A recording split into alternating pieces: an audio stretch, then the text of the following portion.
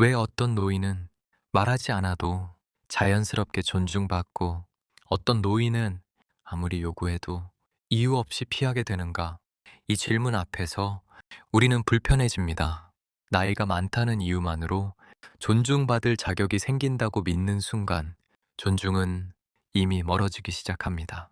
거리에서, 식당에서, 가족 모임에서 어떤 노인 앞에서는 사람들이 자연스럽게 자리를 양보하고 말을 경청합니다. 하지만 어떤 노인 앞에서는 사람들이 슬그머니 자리를 피하고 대화를 회피합니다. 그 차이는 나이에서 오는 게 아닙니다. 태도에서 옵니다. 공자는 이렇게 말했습니다. 군자는 말에서 신중하고 태도에서 겸손하며 거리에서 절제한다. 존중은 요구할수록 사라지고 내려놓을수록 쌓이는 것입니다. 오늘은 공자가 말한 존중받는 사람의 세 가지 조건을 통해 노년의 품위가 어디서 만들어지는지 살펴봅니다. 안녕하세요. 오늘도 찬란한 노년을 위한 이야기를 들려드릴 지금 여기 삶을 읽다 입니다. 지난주 최강 한파의 날씨 잘 이겨내셨는지요? 어찌저찌 하루하루를 버텨내고 있습니다. 오늘의 이야기 지금부터 바로 시작하겠습니다. 공자는 제자들에게 말했습니다. 말이 많으면 반드시 실수가 생긴다. 나이가 들수록 경험이 쌓일수록 할 말이 많아지는 건 당연합니다. 하지만 그 말이 길어질수록 듣는 사람의 집중은 흐려집니다. 존중받는 노인은 자신의 경험을 길게 늘어놓지 않습니다. 묻지 않은 조언을 먼저 꺼내지 않습니다. 짧게 말하고 여백을 남깁니다. 반대로 무시당하는 노인은 자신의 이야기가 끝나지 않습니다. 내가 젊었을 때는 말이야. 요즘 젊은 사람들은 내 경험으로는 이 말들이 반복될수록 듣는 사람은 점점 멀어집니다. 왜 그럴까요? 말이 길어지는 건 상대방의 시간을 뺏는 행위이기 때문입니다. 특히 묻지 않은 조언은 듣는 사람에게 폭력이 됩니다. 니오는 이렇게 해야 해. 내가 겪어봐서 아는데 이건 꼭 들어야 해. 이런 말들은 상대방의 판단을 무시하는 것입니다. 상대가 원하지 않는 조언을 계속하면 그건 대화가 아니라 일방적 통보가 됩니다. 공자는 이렇게 덧붙였습니다. 군자는 말을 민첩하게 하지 않고 행동을 민첩하게 한다. 말이 앞서는 사람은 신뢰를 잃습니다. 행동이 앞서는 사람은 말없이 존중받습니다. 생각해보면 우리가 존경하는 어른들은 말이 적었습니다. 꼭 필요한 순간에만 짧게 한마디 했고 그 한마디가 오래 남았습니다. 할아버지가 돌아가시기 전 손자에게 남긴 한마디. 사람은 말보다 행동으로 기억된다. 그 한 문장이 평생의 훈계보다 더 깊이 새겨집니다. 반대로 매번 긴 이야기를 늘어놓던 사람의 말은 잘 기억나지 않습니다. 너무 많았기 때문입니다. 나이가 들수록 말을 줄이는 연습이 필요합니다. 길게 설명하지 말고 짧게 남기는 것, 그것이 노년의 품위를 지키는 첫 번째 방법입니다. 말은 많을수록 가벼워지고 적을수록 무거워집니다. 공자 자신도 제자들에게 긴 설교를 하지 않았습니다. 대부분의 경우 질문에 대해 짧게 답하거나 비유로 깨달음을 주었습니다. 배우고 때로 익히면 또한 기쁘지 아니한가. 이 한 문장이 수천 년을 살아남았습니다. 공자는 이렇게 말했습니다. 배우기만 하고 생각하지 않으면 얻는 것이 없고 생각하기만 하고 배우지 않으면 위태롭다. 이 말은 젊은이에게만 해당되는 것이 아닙니다. 노년에도 배우려는 태도가 사라지는 순간 존중도 함께 사라집니다. 존중받는 노인은 자신이 모든 것을 안다고 생각하지 않습니다. 세상이 변했다는 걸 인정하고 새로운 것을 배우려는 자세를 잃지 않습니다. 스마트폰 사용법을, 젊은 세대의 문화를, 변화하는 세상의 흐름을, 이 모든 것을 배우려는 마음으로 바라봅니다. 반대로 무시당하는 노인은 자신의 방식만이 옳다고 믿습니다. 내가 살아온 세월이 몇 년인데 내 말이 틀릴 리 없어. 요즘 세상은 잘못됐어. 이런 태도는 대화를 차단합니다. 가르치려는 태도가 강해질수록 상대방은 듣지 않게 됩니다. 왜냐하면 가르침은 위에서 아래로 흐르는 것이고 존중은 수평에서 만들어지기 때문입니다. 공자는 제자 자로에게 이렇게 말했습니다. 아는 것을 안다 하고 모르는 것을 모른다 하는 것, 이것이 진정한 알미다. 노년의 가장 위험한 착각은 모든 걸 안다고 믿는 것입니다. 세상은 빠르게 변합니다. 우리가 살아온 방식이 지금 세대에게는 맞지 않을 수 있습니다. 그걸 인정하지 못하면 대화는 단절됩니다. 예를 들어 봅시다.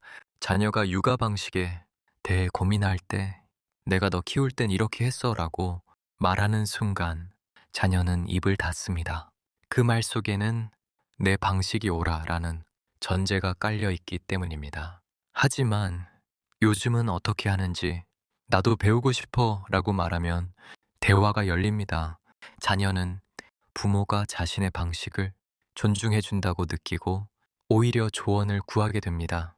겸손은 약함이 아닙니다. 배우려는 태도는 품위를 낮추는 것이 아니라 오히려 높이는 것입니다. 존중은 가르치려는 순간 무너지고 함께 배우려는 순간 쌓입니다. 공자 자신도 70평생 배움을 멈추지 않았습니다. 나는 15에 학문의 뜻을 두었고 30에 섰으며 40에 미혹되지 않았고 50에 천명을 알았으며 60에 귀가 순해졌고 70에 하고 싶은 대로 해도 법대에 어긋나지 않았다. 공자는 70이 되어서야 비로소 자유로워졌다고 말합니다. 그 자유는 모든 걸 안다는 오만에서 온 것이 아니라 끝없이 배우고 성찰한 결과였습니다. 70까지 배운 사람이 나는 아직도 배울 게 많다고 말했습니다. 그 겸손이 공자를 성인으로 만들었습니다. 공자는 이렇게 말했습니다. 가까이 있으면서도 얘를 잃지 않으면 멀리 있어도 원망이 없다. 존중은 적절한 거리에서 만들어집니다. 너무 가까우면 경계가 무너지고 존중도 사라집니다. 존중받는 노인은 거리를 압니다. 자녀와의 관계에서도 손주와의 관계에서도 적절한 선을 지킵니다. 매일 전화하지 않고 매일 찾아가지 않으며 매일 의견을 내지 않습니다. 그들은 자녀가 부를 때까지 기다립니다. 손주가 찾을 때까지 기다립니다. 필요할 때만 조용히 나타났다가 조용히 사라집니다. 반대로 무시당하는 노인은 경계를 넘습니다. 자녀의 삶에 지나치게 개입하고 손주의 양육 방식에 간섭하며 초대받지 않은 자리에 자주 나타납니다. 내가 너희를 위해서 하는 말이야. 내가 부모인데 이 정도는 할 수 있지. 가족인데 뭐 어때? 이런 말들이 거리를 무너뜨립니다. 거리가 무너지면 친밀감이 생기는 게 아니라 피로감이 생깁니다. 공자는 이렇게 덧붙였습니다. 군자는 화합하되 부하내동하지 않고 소인은 부하내동하되 화합하지 않는다. 거리를 지키는 것은 관계를 멀어지게 하는 것이 아닙니다. 오히려 관계를 오래 유지하는 방법입니다. 왜냐하면 거리가 있을 때 그리움이 생기기 때문입니다. 매일 보는 사람은 그립지 않습니다. 가끔 보는 사람이 더 소중하게 느껴집니다. 예를 들어 봅시다. 명절 때만 만나는 할머니와 매일 전화하는 할머니. 누가 더 그리울까요? 명절 때만 만나는 할머니입니다. 왜냐하면 만남이 특별하기 때문입니다. 매일 전화하면 전화가 부담이 됩니다. 또 할머니 전화다. 오늘은 무슨 말씀을 하실까? 빨리 끊어야 하는데 이런 생각이 듭니다. 하지만 가끔 전화하면 전화가 반가워집니다. 할매연이다. 요즘 어떻게 지내세요? 뭐 씹혔어요? 이런 반응이 나옵니다. 존중은 너무 가까워지려 할 때 사라지고 적절한 거리를 유지할 때 쌓입니다. 공자는 제자들과의 관계에서도 이 원칙을 지켰습니다. 그는 제자들에게 스승으로서의 권위를 내세우지 않았습니다. 오히려 제자들이 스스로 생각하고 스스로 답을 찾도록 여백을 남겼습니다. 그래서 제자들은 공자를 더욱 존경했습니다. 거리는 냉정함이 아닙니다. 오히려 상대를 존중하는 방식입니다. 나는 당신의 삶에 함부로 들어가지 않겠다는 조용한 약속입니다. 공자는 평생 존경받는 삶을 살았습니다. 하지만 그는 존중을 요구한 적이 없습니다. 제자들에게 이렇게 말했습니다. 나는 태어나면서부터 아는 사람이 아니다. 옛것을 좋아하여 부지런히 그것을 찾아 배운 사람일 뿐이다. 공자는 자신을 낮췄습니다. 자신이 완벽하다고 주장하지 않았고 끊임없이 배우려 했으며 제자들과의 거리를 존중했습니다. 그래서 수천 년이 지난 지금까지 그의 말은 존중받습니다. 노년에 존중받는 사람들은 한 가지 공통점이 있습니다. 존중을 요구하지 않는다는 것.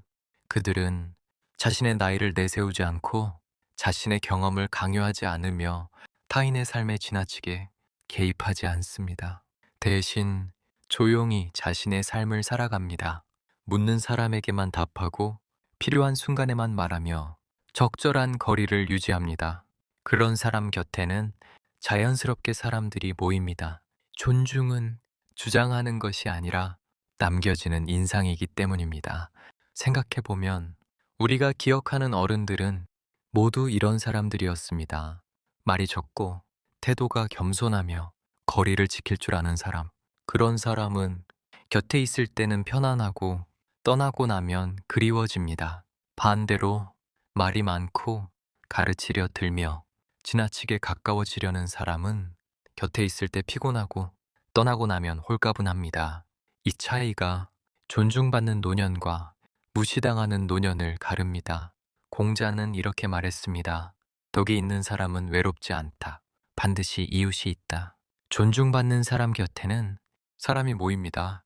억지로 불러 모으지 않아도 자연스럽게 모입니다. 그게 덕의 힘입니다. 덕은 드러내려 할수록 보이지 않고 감추려 할수록 드러납니다. 나이는 존중을 보장해주지 않습니다. 오히려 나이를 내세우는 순간 존중은 멀어집니다. 공자가 말한 세 가지를 기억해 봅니다. 말을 줄이고 태도를 낮추며 거리를 지키는 것. 이것이 노년의 품위를 만드는 방법입니다. 존중은 요구할수록 사라지고 내려놓을수록 쌓입니다. 오늘 하루 조용히 거울을 들여다보는 시간이 되길 바랍니다. 내가 요구하고 있는 건 아닌지, 내가 넘어서고 있는 선은 없는지, 내가 너무 많이 말하고 있진 않은지, 그 질문 앞에서 우리는 비로소 진짜 어른이 됩니다. 나이 먹는 건 시간이 해주는 일입니다. 하지만 어른이 되는 건 스스로 선택하는 일입니다.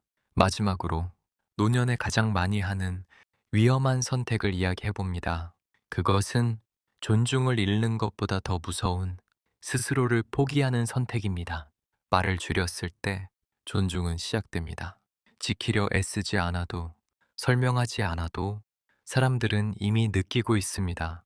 다음 시간에는 노년에 가장 많이 하는 위험한 선택 하나를 조용히 이야기해 보겠습니다. 여기는 지금 여기 삶을 읽다입니다. 오늘 하루도 애쓰셨습니다. 끝까지 영상 시청해 주셔서 감사합니다.